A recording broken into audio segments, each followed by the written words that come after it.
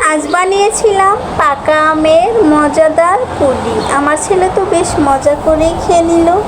কিভাবে বানিয়েছি চলো তোমাদের সাথে একটু শেয়ার করি। প্রথমেই নিয়ে নিয়েছি 2টা আম।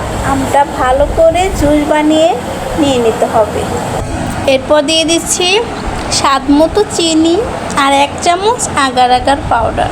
3-4 মিনিট ভালো করে জাল করে নিয়েছি। এরপর একটা বাটির মধ্যে ঢেলে নিচ্ছি। 1 ঘন্টা পর চলে আসলাম।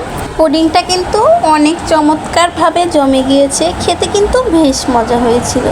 তারপর নিয়ে নিচ্ছি একটু পানি, সাথে একটা কফি, আর দিয়ে দিচ্ছি আগার আগার পাউডার আর চিনি স্বাদ মতো দিয়ে 3-4 মিনিট ভালো করে জাল করে এখন আমের টুকরোগুলো দিয়ে দিচ্ছি।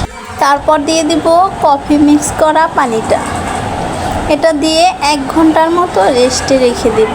খুব সহজে দোকানের মতো পুডিং কিন্তু নিজেরা বাসাতেই বানানো যায়। তাহলে দোকান থেকে এত টাকা দিয়ে বাচ্চাদের অস্বাস্থ্যকর পুডিং খাওয়ানোর কি দরকার।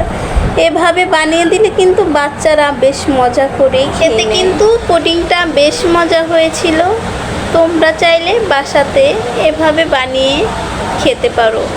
দেখতে কিন্তু বেশ সুন্দর। ভিডিওটি ভালো লাগলে টুক করে শেয়ার দিয়ে রাখো যেন পরবর্তীতে বানিয়ে খেতে পারো।